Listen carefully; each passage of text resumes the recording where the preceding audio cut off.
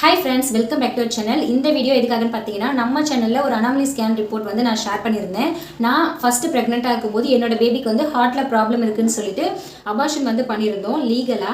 So அதோட process யாருக்காவது வேணும்னா கமெண்ட் பண்ணுங்க, நான் ஷேர் பண்ணுறேன்னு சொல்லியிருந்தேன். ஆக்சுவலி அதை வந்து வாலண்டியராக ஷேர் பண்ணுறதுக்கு வந்து எனக்கு இஷ்டம் இல்லை. எதுக்காகன்னு பார்த்தீங்கன்னா அந்த டேஸ் வந்து எனக்கு ரொம்ப ஹார்ட் டைம். அந்த டேஸ்லாம் நான் கடந்து வந்ததே ரொம்ப கஷ்டமாக இருந்தது. ஸோ அதை வந்து ரீகலெக்ட் பண்ணுறதுக்கு வந்து எனக்கு விருப்பம் கிடையாது. பட் அது யாருக்காவது யூஸ்ஃபுல்லாக இருக்குன்னா கண்டிப்பாக ஷேர் பண்ணலாம். ஒரு சிஸ்டர் வந்து ப்ளீஸ் சிஸ்டர் கண்டிப்பாக ஷேர் பண்ணுங்கன்னு சொல்லியிருந்தாங்க. ஸோ அந்த ஒருத்தருக்கு இந்த வீடியோ யூஸ்ஃபுல்லாக இருந்தால் கூட போதும். இந்த வீடியோ ரொம்ப எலாபரேட்டாக இல்லாமல் ப்ரீஃபாக வந்து நான் சொல்கிறேன் நாங்கள் எப்படி வந்து இதை ப்ராசஸ் பண்ணோம் அப்படின்னு சொல்லிட்டு. எனக்கு வந்து 5th மந்த் பூ முடிச்சுட்டு நான் அம்மா வீட்டுக்கு வந்து போயிருந்தேன். ஸோ அந்த டைமில் தான் எனக்கு 5th மந்த் அனாமலி ஸ்கேன் வந்து டேட் வந்திருந்தது. ஸோ அம்மா வீட்டில் இருந்து நான் வந்து ஸ்கேன் பார்க்க போயிருந்தேன். அந்த ஸ்கேன் சென்டர் பார்த்தீங்கன்னா ஒரு பெரிய ஸ்கேன் சென்டர். அங்கே இருந்த டாக்டர் வந்து பாண்டிச்சேரி ஜிப்மரில் வந்து ஒர்க் பண்ணியிருந்தாரு. ஸோ நல்ல எக்ஸ்பீரியன்ஸ்டான ஆள். அவர் வந்து என்ன சொன்னாருன்னா, பேபிக்கு வந்து ஒரு பெரிய பிரச்சனை இருக்குது, 3rd மந்த் ஸ்கேனில் நீங்கள் இதை பார்க்கலையா அப்படின்னு கேட்டாங்க. கண்டிப்பாக இது கண்டினியூ பண்ணுற மாதிரி இருக்காதுமா, நீங்கள் வந்து செகண்ட் சஜஷன் எங்கேயாவது கேட்டுக்கோங்க அப்படின்னு சொல்லிட்டாங்க. அதுக்கப்புறம் ஹஸ்பண்ட் வந்து மாமியார் வீட்டுக்கு வந்து கூட்டிகிட்டு வந்துட்டாரு. நான் அங்கே தான் வந்து ரெகுலராக ப்ரைவேட்லேயும் பார்த்துட்டு இருந்தேன், கவர்மெண்ட்லேயும் பார்த்துட்டு இருந்தேன். அங்கே வந்து ரெகுலராக ஸ்கேன் பார்க்குற இடத்துக்கு போயிட்டு நாங்கள் எப்பவும் போல் கேஷுவலாக ஸ்கேனுக்கு போனோம். ஆல்ரெடி ஸ்கேன் பார்த்தோன்றது வந்து நாங்கள் சொல்லவே இல்லை.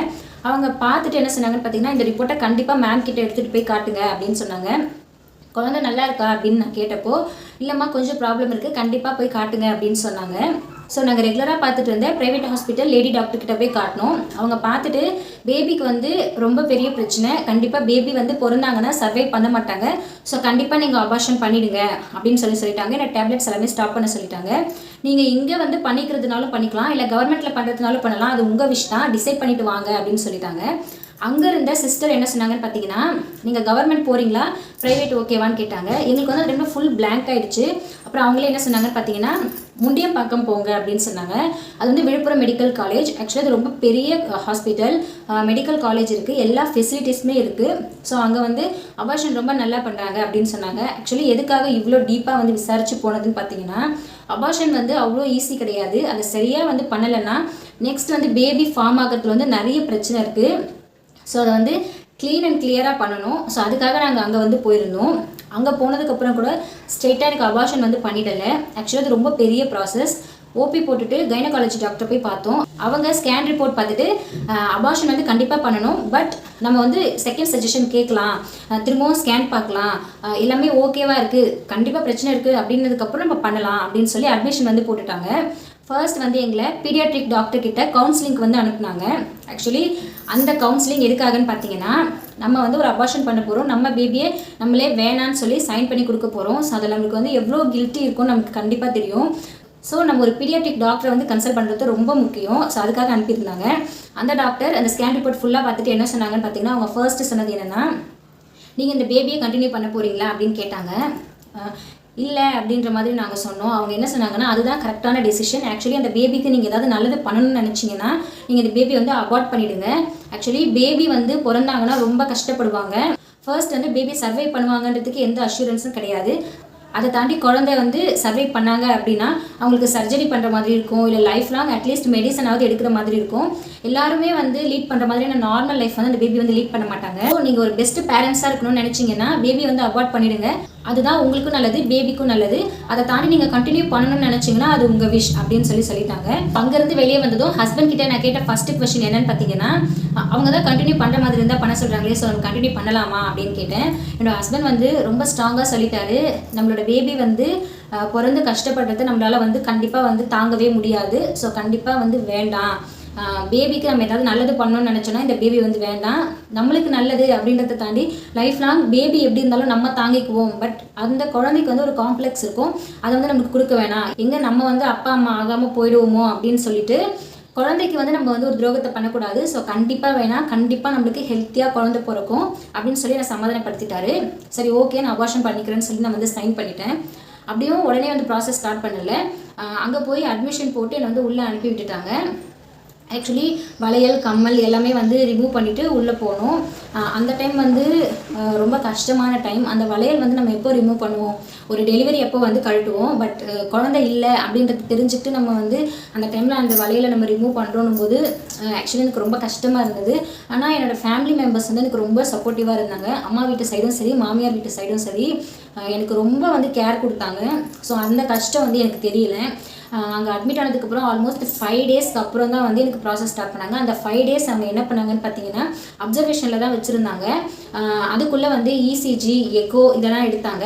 அதுக்கு நடுவில் அனஸ்தீஷியா டாக்டர்கிட்ட அனுப்பி அவங்கக்கிட்ட வந்து ஒரு சஜஷன் வாங்கிக்கிட்டாங்க. அதுக்கப்புறம் இசிஜி எடுக்கும்போது எனக்கு வந்து அப்நார்மலாக இருக்குன்ற மாதிரி வந்திருந்தது. ஸோ செகண்ட் டைம் வந்து திரும்பவும் இசிஜி எடுத்துருந்தோம். ஆக்சுவலி அந்த டைமில் நான் வந்து ரொம்ப படபடப்பாக ரொம்ப ரெஸ்ட்லெஸ்ஸாக இருந்ததுனால எனக்கு வந்து இசிஜியில் வந்து கொஞ்சம் மைல்டாக ப்ராப்ளம்ன்ற மாதிரி காட்டுச்சு. ஸோ ரிலாக்ஸாக இருங்க, மறுநாள் வாங்கன்னு சொல்லி எனக்கு அனுப்பி விட்டுட்டாங்க. ஸோ அதனாலே எனக்கு ஒரு நாள் டிலே ஆச்சு. ஸோ மறுநாள் வந்து ஹஸ்பண்ட் ரொம்ப ரிலாக்ஸாக இரு, பயப்படக்கூடாது, இதெல்லாம் தாண்டி தான் நம்ம வரணும் அப்படின்னு சொல்லி எனக்கு ரொம்ப வந்து தைரியம் கொடுத்து என்னை அனுப்பி விட்டார். மைல்டு ரிஸ்க் இருக்குது அப்படின்ற மாதிரி ரிப்போர்ட் வந்து கொடுத்தாங்க. ஸோ இந்த ரிப்போர்ட்டெல்லாம் கலெக்ட் பண்ணிவிட்டு அதுக்கப்புறம் அங்கேயே வந்து ஸ்கேன் பார்க்கணுன்னு சொல்லி சொன்னாங்க. ஆக்சுவலி லாஸ்ட் வரைக்கும் பேபி வந்து பொசிஷனுக்கு வரவே இல்லை. நிறைய முறை நடந்து பார்த்தாச்சு, தண்ணி குடிச்சு ரெஸ்ட் எடுத்து பார்த்து கூட பேபி வந்து பொசிஷனுக்கு வரவே இல்லை. ஸோ வெளியில் எடுத்த ஸ்கேன் ரிப்போர்ட் அட்டாச் பண்ணி ப்ராசஸ் வந்து ஸ்டார்ட் பண்ணிட்டாங்க. ஃபர்ஸ்ட் வந்து ஒரு டேப்லெட் கொடுத்தாங்க, அதை வந்து நம்ம வாய் வழியாக வந்து போட்டுக்கணும். அதை சாப்பிட்டு ஒரு 2 டேஸ்க்கு அப்புறம் வந்து அபார்ஷன் ப்ராசஸ் வந்து ஸ்டார்ட் பண்ணாங்க. சாட்டர்டே ஈவினிங் போல் ஒரு 5 o'clock வந்து மைக்கில் அனௌன்ஸ் பண்ணாங்க. நான் வெளியில் இருந்தேன் அந்த டைமில். ஸோ வர சொல்லி எனக்கு வந்து ஒரு டேப்லெட் வந்து வெஜினாவில் வச்சாங்க, ப்ளஸ் டியூப் வந்து வச்சாங்க. ஆக்சுவலி அப்போது வந்து எனக்கு அதை பற்றின எந்த நாலேஜுமே இல்லை. இப்போ நமக்கு என்ன பண்ண போகிறாங்க அப்படின்றது கூட எனக்கு தெரியாது. அந்த டியூப் வந்து வெளியில் வந்ததும் எடுத்து டஸ்ட்பினில் போட்டுருங்க, அதுக்கு முன்னாடி என்கிட்ட வந்து இன்ஃபார்ம் பண்ணுங்கன்னு சொல்லி அந்த நர்ஸ் வந்து சொன்னாங்க. ஆக்சுவலி இது ரெண்டும் பண்ண கொஞ்ச நேரத்துலேயே எனக்கு வந்து பேக் பெயின் வந்து பயங்கரமாக ஸ்டார்ட் ஆக ஆரம்பிச்சிருச்சு. நான் யார்கிட்டையுமே பேசவே இல்லை. ஸோ ரொம்ப பெயினாக இருக்கவே நான் போயிட்டு சைலண்ட்டாக பெட்டில் போய் படுத்துட்டேன். எனக்கு பெயின் ஸ்டார்ட் ஆகிடுச்சு அப்படின்றது வந்து அம்மா வந்து கண்டுபிடிச்சிட்டாங்க. வந்து கேட்டாங்க வலிக்குதா அப்படின்னு சொல்லிட்டு நான் தலையை மட்டும் ஆட்டினேன். கொஞ்ச நேரத்தில் வந்து டியூபும் வந்து வெளியில் வந்துருச்சு. அப்போது ஸ்டார்ட் ஆன பெயின் வந்து மறுநாள் விடிகிற வரைக்குமே அந்த பெயின் குறையவே இல்லை, விட்டு விட்டு வந்துகிட்டே இருக்குது. என் கூட இன்னொரு பொண்ணுக்கும் வந்து பெயின் இன்டியூஸ் பண்ணியிருந்தாங்க. அந்த பொண்ணுக்கும் சேம் அப்படி தான். நைட்டெல்லாம் பெயின் வருது போகுது, நான் கொஞ்சம் நேரம் உள்ளே படுக்கிறேன், வெளியில் படுக்கிறேன். ஸோ இப்படியே பண்ணிட்டு இருந்தேன். மறுநாள் காலையில் 11 o'clock போல் பேபி வந்து வெளியில் வர ஸ்டார்ட் பண்ணாங்க. டாக்டர் வந்து கொஞ்சம் ஹெல்ப் பண்ணி பேபி வந்து வெளியில் வந்து வந்துட்டாங்க. எந்த ஸ்டிச்சஸும் கிடையாது. பேபி வந்து ஒரு 500 grams தான் இருந்தாங்க. Actually boy baby. அதை பார்த்ததும் அந்த டைம் வந்து ஒரு அம்மாவாக இருந்தீங்கன்னா உங்களால் ஃபீல் பண்ண முடியும். அது வந்து ரொம்ப ஹார்ட் டைம், யார்கிட்டையுமே வந்து எக்ஸ்பிளைன் பண்ண முடியாது. அந்த டைம்லேயே எல்லாருமே வந்து அங்கே அழுறோம். டாக்டர் வந்து எனக்கு எதுவும் பெயினாக இருக்குன்னு நினச்சிட்டு என்னாச்சுன்னு கேட்குறாங்க. நான் வந்து பேபின்னு சொல்லி அழும்போது ஃபீல் பண்ணாத, இப்படி ரொம்ப ஸ்ட்ராங்காக இருக்கணும், அப்போ தான் வந்து உன்னால் வந்து ஹெல்த்தியாக இருக்க முடியும், இதில் வந்து வெளியில் வர முடியும் அப்படின்னு உண்மையாகவே ரொம்ப வந்து கேர் எடுத்துக்கிட்டாங்க. ஆக்சுவலி அந்த டைமில் அங்கே இருந்த டாக்டர்ஸ், நர்ஸ் எல்லாமே ஒரு கடவுளுக்கு சமம்னு சொல்லணும். ஏன்னா டெலிவரின்றது வேறு, அது வந்து ஒரு பாசிட்டிவான எண்டிங். பட் இது வந்து ஒரு நெகட்டிவ் எண்டிங். அந்த டைமில் அவங்க அந்த அளவுக்கு வந்து சப்போர்ட் பண்ணி கேர் பண்ணாங்கன்றது வந்து உண்மையாகவே பெரிய விஷயம். ஸோ அதுக்கப்புறம் வந்து க்ளீன் பண்ணி வார்டுக்கு வந்து சேஞ்ச் பண்ணிட்டாங்க. ஆக்சுவலி அதுக்கப்புறம் எனக்கு டிஸ்சார்ஜ் கொடுக்கறதுக்கு 1 week ஆச்சு. அதுதான் ரொம்ப முக்கியமான விஷயம். நாங்கள் அந்த ஹாஸ்பிட்டல் சூஸ் பண்ணது உண்மையாகவே பெஸ்ட் அப்படின்றத வந்து அவங்க ப்ரூவ் பண்ணிட்டாங்க. இந்த ப்ராசஸ் எல்லாம் முடிச்சு நான் ஈவினிங் ரூமுக்கு வரவே 6 o'clock ஆகிடுச்சு. ஸோ அதுக்கப்புறம் நான் தூங்கிட்டேன்னா அவ்வளோ டயர்ட், முன்னாடி நாள் தூங்கவே இல்லை. மறுநாள் காலையிலேயே ஒரு முறை ஸ்கேன் பார்த்துட்டு நார்மல் வார்டுக்கு வந்து சேஞ்ச் பண்ணிட்டாங்க. அங்கே வந்து ஸ்கேன் பண்ணப்போ பேபி பிறந்ததுக்கப்புறம் க்ளீன் பண்ணுவாங்க. அந்த ப்ராசஸ் நார்மல் டெலிவரிக்கு எப்படியோ அதே மாதிரி தான் இதுக்குமே. எனக்கு இன்னும் கூட உள்ளே வந்து நிறைய அந்த பிளட் பார்ட்டிகல்ஸ்லாம் இருக்குது அப்படின்னு சொல்லிட்டு ஒரு டேப்லெட் வந்து கொடுத்தாங்க. அந்த டேப்லெட் வந்து எப்படி யூஸ் பண்ணணும்னு பார்த்தீங்கன்னா நர்ஸே நமக்கு வந்து வெஜினாவில் வந்து வச்சுருவாங்க. ஸோ அதை வச்சு கொஞ்சம் நேரத்துலேயே வந்து நமக்கு வந்து நார்மலாக ப்ளீடிங் ஆகிற மாதிரி ஆகும். பட் ஹெவி ப்ளீடிங் ஆகும். எதுக்காகன்னு பார்த்தீங்கன்னா யூட்ரஸ் வந்து ஃபுல்லாக க்ளீன் ஆகணும். இல்லைனா பின்னாடி நமக்கு வயிறு வலி வரதுக்கு, பேபி ஃபார்ம் ஆகிறதுக்கு நிறைய பிரச்சனை இருக்கிறதுக்கு நிறைய சான்ஸ் இருக்குது. ஸோ டிஸ்சார்ஜ் கொடுங்கன்னு சொல்லி நாங்கள் வந்து அவசரப்படுத்தவே இல்லை. அதுபோல் எனக்கு 2 டைம் வந்து டேப்லெட் வச்சாங்க. ஸோ க்ளீனாக ஆனதுக்கப்புறம் தான் எனக்கு டிஸ்சார்ஜ் கொடுத்தாங்க. ஞாயிற்றுக்கிழமை எனக்கு அபார்ஷன் ஆச்சு. ஸோ அதுக்கப்புறம் வந்து வெள்ளிக்கிழமை மார்னிங் வந்து எனக்கு டிஸ்சார்ஜ் கொடுத்தாங்க. ஸோ இதுதான் வந்து என்னுடைய அபார்ஷன் ப்ராசஸ். ஆக்சுவலி நார்மல் டெலிவரிக்கு இதுக்கு ரொம்ப பெரிய வித்தியாசம் கிடையாது. இது என்ன ரீசன் அப்படின்னு பார்த்தீங்கன்னா பேபிக்கு வந்து ஹார்ட்டில் 4 சாம்பஸ் இருக்கும். லெஃப்ட் சைடில் இந்த 2 சாம்பஸுமே வளரவே இல்லை. ஸோ பேபியால் பிளட் வந்து பம்ப் பண்ண முடியாது. ஸோ ஓனாக பம்ப் பண்ண முடியலன்னும் போது குழந்தை வந்து சர்வை பண்ண மாட்டாங்க. ஸோ அதான் கான்செப்ட். இது வந்து ஒரு ஜெனட்டிக் ப்ராப்ளம் தான். பட் இது என்கிட்ட இருந்து வந்ததா என்னோட ஹஸ்பண்ட் கிட்டே இருந்து வந்ததான்னு நாங்கள் கடைசி வரைக்கும் அதை வந்து நாங்கள் செக் பண்ணவே இல்லை. ஆக்சுவலி இது ஒரு ஜெனட்டிக் ப்ராப்ளம் அப்படின்றதே நாங்கள் எப்படி ஃபைண்ட் பண்ணணும்னு பார்த்தீங்கன்னா ஹஸ்பண்டுடைய ஓனர் வந்து ஒரு டாக்டர் வந்து சஜஸ்ட் பண்ணியிருந்தாங்க. சேலமில் ஹஸ்பண்ட் மேலே ஒரு நல்ல கன்சர்ன் இருந்ததுனால ஒரு விசிட் போய் பார்த்துட்டு வாங்க அப்படின்னு சொல்லி அப்பாயின்மெண்ட் வந்து வாங்கி கொடுத்தாங்க. அபார்ஷன் ஆகிட்டு ஒரு 4-5 மந்த்ஸ்க்கு அப்புறம் வந்து நாங்கள் அந்த ஹாஸ்பிட்டல் போயிருந்தோம். அப்போ வந்து அவங்க கிளியராக எக்ஸ்பிளைன் பண்ணாங்க. 23 குரோமோசோம் எல்லாமே வந்து அவங்க ட்ரா பண்ணி வச்சுருந்தாங்க. ஸோ அதை வச்சு எக்ஸ்பிளைன் பண்ணியிருந்தாங்க. மேபி இதுவாக இருக்கலாம். ஒருவேளை அந்த பேபி கிட்ட இருந்து நம்ம ஒரு டிஷ்யூ எடுத்து செக் பண்ணியிருந்தோம்னா அப்போவே பிரச்சனை என்னன்னு தெரிஞ்சுட்டு இருந்திருக்கோம். பட் நீங்கள் அப்போ விட்டுட்டீங்க. But it's okay. அடுத்து நீங்கள் ப்ரெக்னென்ட் ஆகும்போது பேபி கிட்ட இருந்து நீர் எடுத்து செக் பண்ணலாம். ஸோ அப்போவே 3 மந்த்ஸ்லேயே தெரிஞ்சிடும் பேபி வந்து ஹெல்த்தியாக இருக்காங்களா அப்படின்னு சொல்லிட்டு சொன்னாங்க. ஸோ இதெல்லாம் வந்து நிறைய விஷயம் வந்து அந்த டைமில் வந்து தெரிஞ்சுக்கிட்டது தான். ஸோ அடுத்த பேபிக்கு வந்து எப்போ வேணால் பிளான் பண்ணலாம், உங்கள் இஷ்டம். பட் கொஞ்சம் ஹெல்த்தியாக ஆனதுக்கப்புறம் வந்து நீங்கள் ட்ரை பண்ணுங்கள். கண்டிப்பாக வந்து ஹெல்த்தியான பேபி வந்து பிறக்கும் அப்படின்னு சொன்னாங்க. ஆல்மோஸ்ட் 8 மந்த்ஸுக்கு அப்புறம் வந்து துட்டு பையன் வந்து கன்ஃபார்ம் ஆனால் அந்த ப்ரெக்னென்சி வந்து ரொம்ப ஒரு ப்ரீஷியஸான மூமெண்ட்ஸ் எல்லாமே.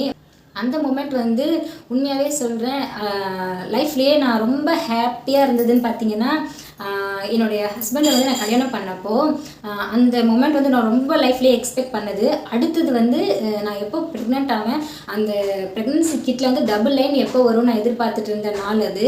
உண்மையாகவே அந்த செகண்ட் வந்து லைஃப்பில் திரும்ப வரவே வராது. ஸோ எப்போவுமே வந்து டுட்டு வந்து எங்களுக்கு ரொம்ப ப்ரீஷியஸான குழந்தை. நான் மட்டும் கிடையாது, என்னுடைய ஹோல் ஃபேமிலியே தவம் இருந்து பெற்றக்குள்ளே வந்து டுட்டு அப்படின்னு சொல்லணும். இந்த வீடியோ எதுக்காகன்னு பார்த்தீங்கன்னா, ஒரு ஸ்கேன் எடுக்க சொல்லி டாக்டர்ஸ் சொல்கிறாங்க அப்படின்னா அதுக்கு கண்டிப்பாக ரீசன் இருக்கும். சும்மா ஸ்கேன் எடுக்க சொல்கிறாங்க, எதுக்கு இதுக்கெல்லாம் செலவு பண்ணணும்னு தயவு செஞ்சு அதுபோல் பேசாதீங்க. வீட்டில் இருக்கிற பெரியவங்களுக்கு மேபி புரியாமல் இருக்கலாம். அந்த காலத்தில் அதெல்லாம் தெரியாமல் இருந்திருக்கும். அதனால தான் அந்த காலத்தில் நிறைய குழந்தைங்க பெற்றுக்கிட்டா கூட அதில் ஒரு சில குழந்தைங்க மட்டும்தான் சர்வை பண்ணியிருப்பாங்க. பட் இப்போ ஒரு குழந்தை பிறந்தா கூட ஹெல்த்தியாக பெற்றுக்கணும். ஏன்னா அந்த குழந்தையும் கஷ்டப்படக்கூடாது, நம்மளும் கஷ்டப்படக்கூடாது. ஸோ அதுதான் விஷயம். அந்த டைம் வந்து ரொம்ப கஷ்டமாக இருந்தது. நம்ம அந்த குழந்தைய பெற்றுருக்கலாம், நம்ம வந்து வேணாம்னு சொன்னது தப்புன்னு சொல்லிட்டு. பட் இப்போ என்ன தோணுதுன்னா, அப்படி ஒரு குழந்தைய நம்ம பெற்றுட்டோம்னா அந்த குழந்தை லைஃப் லாங் எவ்வளோ கஷ்டப்பட்டுருக்கோம். ஸோ நம்ம எடுத்த டிசிஷன் வந்து கரெக்ட் தான். நம்மளை வந்து லீட் பண்ண எல்லாருமே கரெக்டாக வந்து நமக்கு நல்ல சஜஷன் சொல்லியிருக்காங்க அப்படின்றது இப்போ தோணுது. ஸோ இந்த வீடியோ வந்து ஏதாவது ஒரு விதத்தில் கண்டிப்பாக உங்களுக்கு யூஸ்ஃபுல்லாக இருக்கும். ப்ரெக்னெண்ட்டாக இருக்கீங்கன்னா ஒரு சின்ன விஷயம்னா கூட நீங்கள் பெரியவங்ககிட்டயோ இல்லை டாக்டர்ஸ்கிட்டயோ கேட்டுருங்க. மனசுக்குள்ளேயே வச்சுட்டு இருக்காதீங்க. எதுவுமே வந்து கேட்டு கிளியர் பண்ணிவிட்டு அதுக்கப்புறமா ரிலாக்ஸ்டாக இருங்க. இந்த வீடியோ கண்டிப்பாக உங்களுக்கு யூஸ்ஃபுல்லாக இருக்கும்னு நினைக்கிறேன். இந்த வீடியோவை இது வரைக்கும் ஸ்கிப் பண்ணாமல் பார்த்த எல்லாருமே ரொம்ப தேங்க்ஸ். சேனலை வந்து மறக்காமல் சப்ஸ்கிரைப் பண்ணிவிடுங்க. உங்கள் ஃப்ரெண்ட்ஸ் அண்ட் ஃபேமிலி எல்லாருக்குமே ஷேர் பண்ணுங்கள். Please subscribe. தேங்க்ஸ் ஃபார் வாட்சிங்.